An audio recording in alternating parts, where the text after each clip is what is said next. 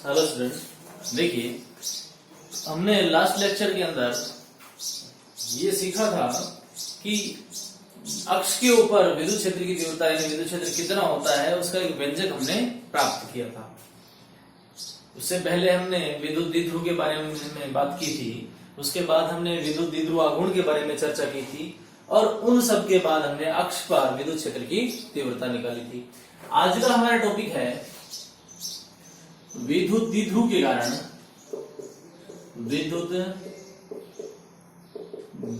के कारण निरक्ष रेखा या हम इसको कहें विषुवतीय रेखा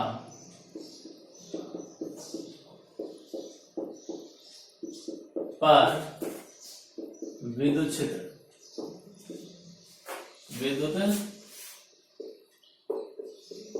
निकालना है। कहां पर? निरक्ष रेखा पर विद्युत क्षेत्र निकालेंगे। अब जब विद्युत क्षेत्र निरक्ष के ऊपर विद्युत क्षेत्र निकाले तो उसके लिए क्या करना पड़ेगा? अब हमें पता है कि निरक्ष कहां पर होगा। इसके लिए हमें क्या करना होगा? सबसे पहले एक ज्योमेट्री ड्रॉ करनी पड़ेगी। उसके लिए मान लीजिए हमने सबसे पहले बनाया एक आघूर्ण, द्विध्रुव आघूर्ण।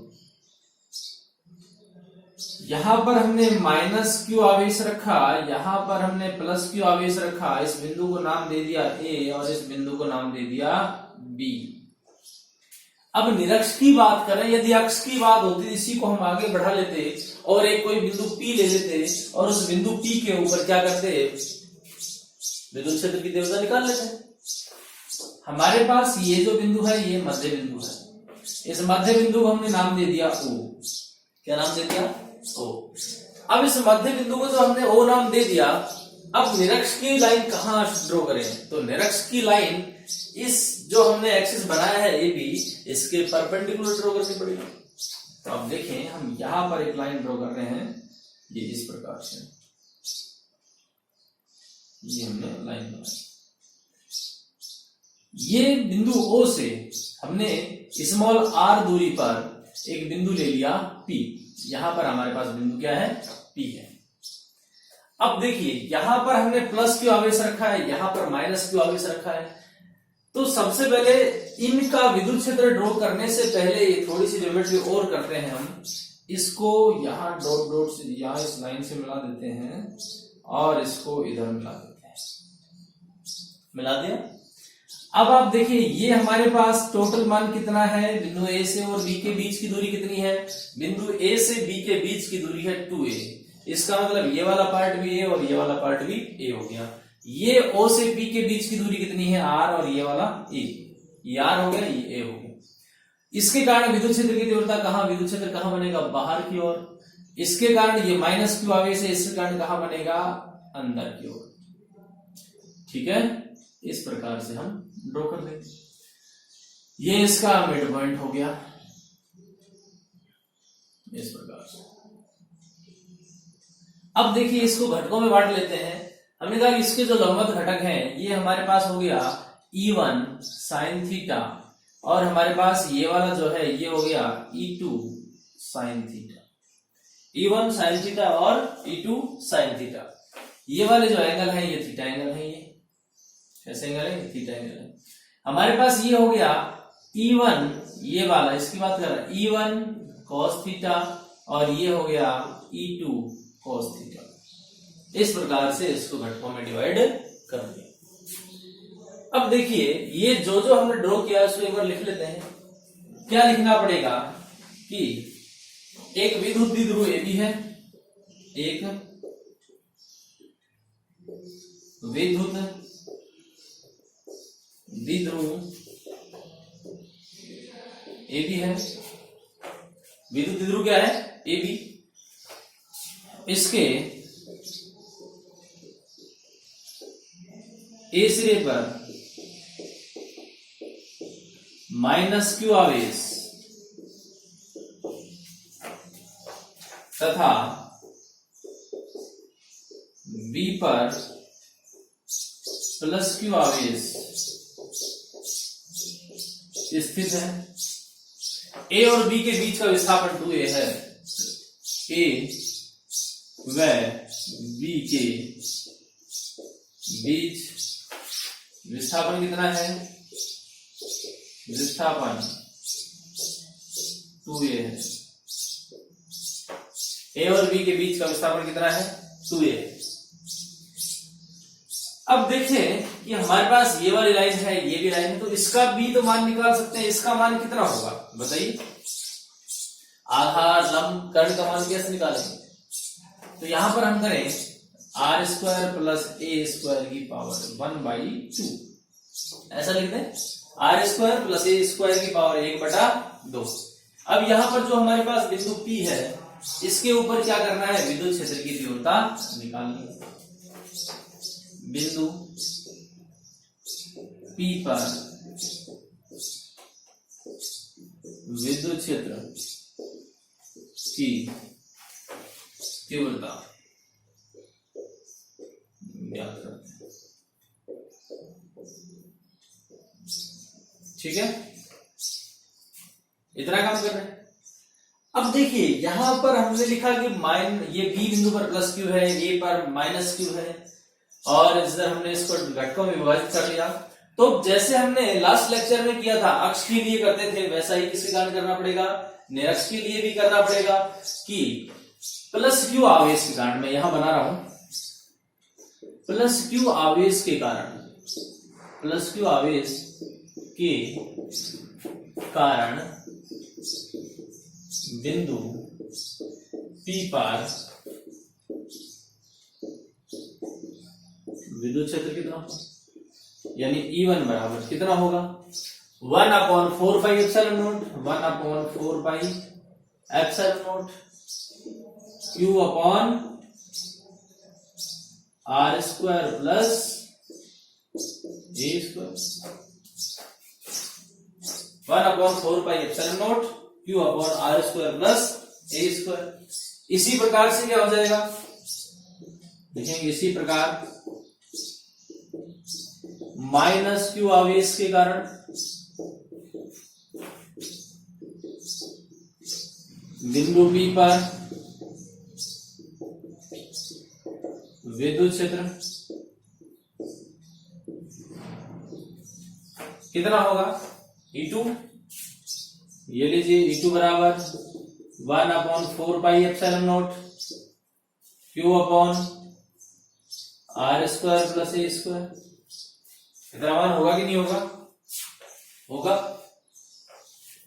अब यहां पर हमने E1 और E2 के लिए तो ऐसा लिख दिया, ठीक है, लेकिन यहां पर माइनस क्यू कारण क्या था, प्लस क्यू कारण क्या था, ये तो हमारे पास ए और बी के लिए तो आ गया।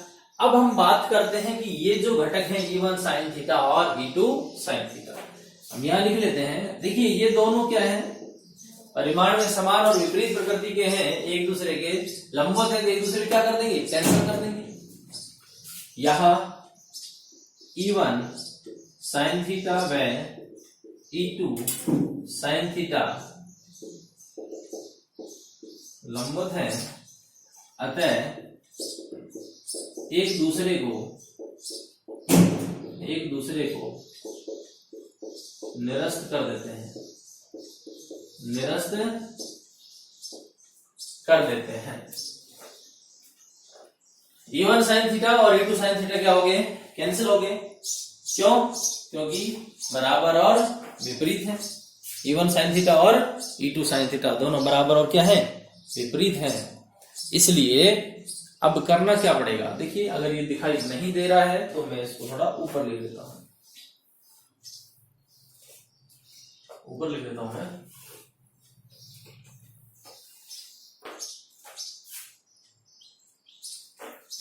देखिए E1 साइन थीटा व E2 साइन थीटा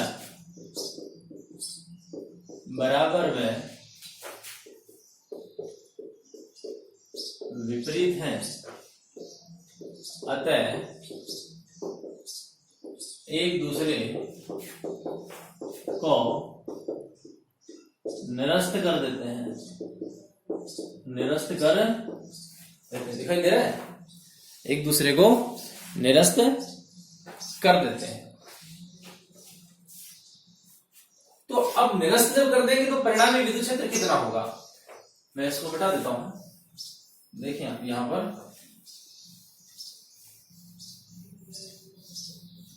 देखिए आता है परिणामी विद्युत क्षेत्र E बराबर E1 प्लस E2, दोनों का कारण कितना होगा, E1 प्लस E2। अब देखिए हमारे पास E1 क्या था, हम यहां इसकी जगह लिख लें या इसकी जगह सीधा ऐसा लिख दें, E1 cos theta plus E2 cos theta, ऐसा लिख देंगे।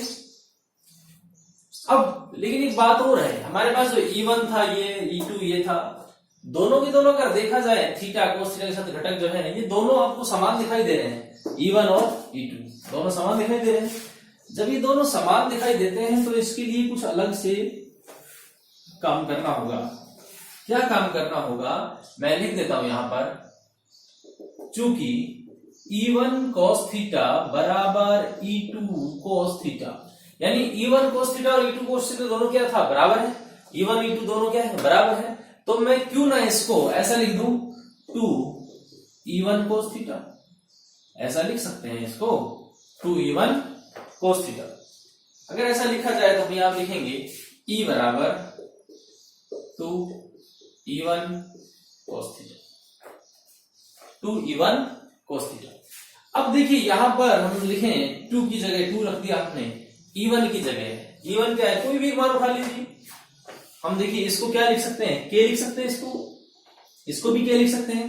तो हम क्या 2KQ upon R square plus A square into cos theta. Cos theta का मान क्या होगा, अब उस जो हमने ट्रिग्नोमेट्री जो ज्यामिति बनाई थी उससे देखें, ऐसा कुछ बनाया था हमने, ये देखिए ऐसा कुछ हमने बनाया था, क्लियर, ऐसा बनाया था। अब यहां पर देखिए ये डिस्टेंस हमारे पास थी R, ये वाली क्या थी, ए बिंदु O था, ये बिंदु A और ये बिंदु B था, प्लस Q आवेश रखा है, माइनस Q आवेश रखा है। अब आप देखिए यहां पर R है, यहां पर A है, दोनों है। तो यहां देखिए इसका जो मान है वो कितना होगा, इसका मान हमारे पास आया था R square plus A square की पावर 1/2, या फिर हम इसको क्या लिखें, अंडर लिख सकते हैं ऐसा। लेकिन अब हमें यहां से कोस थीटा निकालना पड़ेगा, क्या निकालना पड़ेगा, कोस थीटा। अब यदि हम यहां से इसका कोस थीटा निकालें तो कोस थीटा के लिए क्या होगा, देखिए लाल बटा कक्का से कोस थीटा के लिए क्या करना पड़ेगा, आधार बटा कर्ण, आधार बटा कर्ण। आधार क्या है इसका, A, आधार क्या है A, कर्ण क्या है इसका R square plus A square की पावर 1/2, ये तो है, क्लियर। अब यदि मैं इसको आगे हल करने की कोशिश करूं तो हमारे पास ये अभी तक का मामला क्लियर हो गया कि 2 किस लिए रखा हमने, यहां से हमने रखा था E1 की जगह हमने क्या लिख दिया, KQ upon R square plus A square cos theta, और कोस थीटा का मान हमने ये लिख दिया, यहां से रख दिया कोस थीटा का मान। अब आप आगे देखें, जब आप इसको हल करेंगे तो हमारे पास मान क्या आएगा, यहां लिख देता हूं मैं मिटा के इसको। देखो अब हमें करना क्या है, अब इसको हल करना है और कुछ नहीं करना है यहां पर। तो हमारे पास यहां ऊपर तो क्या बचता है, ऊपर बचता है 2KQA, ऐसा ही बचता है, मैं यहां लिख देता हूं 2KQA, ऐसा लिख दिया। अब आप नीचे देखें R square plus A square, R square plus A square, ये अपने आप में 1, ये अपने आप में आधा, दोनों को जब ऐड करेंगे तो क्या होगा, क्या होगा, कितनी पावर बनेगी इनकी, तो हमारे पास ये हो गया कि R square plus A square की पावर 3/2 हो गया, कितना, R square plus A square की पावर 3/2 हुआ ऐसा।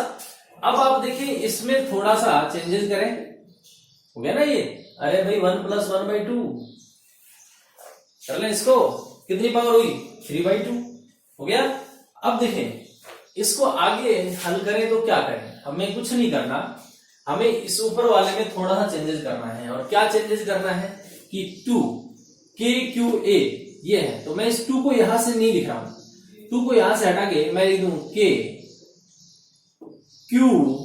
into 2A, ऐसा लिख दूं, अपॉन R² प्लस A² की पावर 3/2 लिखा जा सकता है। अब आगे देखिए कि इसमें होगा क्या। ऐसा करने के पीछे मेरा मकसद क्या था, ऐसा मैंने क्यों किया, मेरे को कोई भी जोड़ तोड़ बिठा के इसका P बनाना था। क्या बनाना था? P। अब ये P कैसे बने, क्योंकि अगर मेरे पास यहां हो जाता तो थोड़ा अजीब सा लगता है कि P को एडजस्ट करने में थोड़ी परेशानी उत्पन्न हो सकती थी, लेकिन यहां पर मैंने इस 2 को उठाया और यहां पर रख दिया। अब आप याद कीजिए, हमने ऐसा कोई फॉर्मूला लिखा था Q into 2A, याद करो किसके लिए लिखा था? P के लिए लिखा था।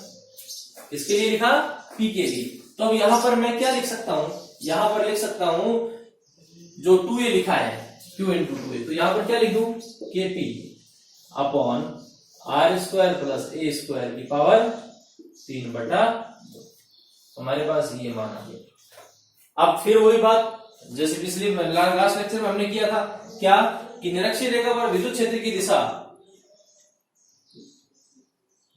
भी दे देंगे, लेकिन हम यहां से देखें कि यदि एक डिस्टेंस को, कौन सी वाली को, ये वाली जो डिस्टेंस है इसको, देखिए वास्तव में है भी ऐसा ही कि ये जो है A और ये वाली जो है R, इन दोनों में आप ध्यान से देखें तो एक डिस्टेंस आपको बहुत छोटी और एक बहुत बड़ी दिखाई देगी। तो जो छोटी दिखाई दे रही है वो दूसरे के सापेक्ष क्या मान ली जाए? नगण्य मान ली जाए। यदि R ग्रेटर देन A हो तो क्या होगा? यदि R ग्रेटर देन क्या हो? A हो तो क्या होगा? कुछ नहीं होगा। तो हमारे पास कितना होगा? KP अपॉन RQ होगा कि नहीं होगा? तो हम यहां से रिजल्ट क्या लिखते हैं? E बराबर KP अपॉन RQ, E बराबर KP अपॉन, ये हमारे पास ऐसा रिजल्ट हो जाएगा। उसमें भी देखिए हमारे पास कुछ रिजल्ट आया था, कुछ रिजल्ट इसमें भी आया था। वहां पर भी हमने यही लिखा था कि अगर मान लीजिए R और A एक दूसरे के सापेक्ष क्या मान लिया जाए? नगण्य मान लिया जाए तो कितना होगा?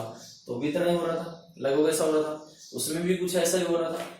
याद कीजिए लास्ट लेक्चर में हमने क्या किया था कि यहां पर हमारे पास आया था, ये देखो याद करो, 2KP अपॉन RQ वहां से मिला था, KP अपॉन RQ यहां से मिला था नहीं मिला था। यानी अक्ष और निरक्ष की बात करें, अक्ष या इसको बनो अक्षीय, कई बार इन दोनों में भी संबंध पूछ लेता है, दोनों में क्या संबंध। तो इस अक्षीय के लिए हमने क्या लिखा था? 2KP अपॉन RQ, ये अक्षीय के लिए है और ये निरक्ष के लिए कितना है? KP upon RQ। इन फॉर्मूलों को आप याद रखिए, इन पे बेस्ड कुछ क्वेश्चन भी होते हैं, सीधे रिजल्ट में मान रखने होते हैं। यहाँ पर K क्या है? K बराबर है 1/4πε0। P क्या है? ध्रुवाघूर्ण है। R क्या है? तो हमारे पास डिस्टेंस है जो अपने P बिंदु के लिए मानी जाती है, वो है। तो आज के लिए हमारे पास इस लेक्चर में इतना ही। निरक्ष के ऊपर जो विद्युत क्षेत्र की तीव्रता निकाली है उसका मान कितना होता है, और लास्ट लेक्चर में हमने देखा था कि अक्ष के ऊपर कितना होता है, आज देखा निरक्ष के ऊपर कितना होता है। दोनों में कंपैरिजन और इनके ऊपर बेस्ड कुछ न्यूमेरिकल आंकिक प्रश्न है, उनको भी देखेंगे। ये सारी बातें नेक्स्ट लेक्चर में करेंगे। तब तक के लिए गुड बाय।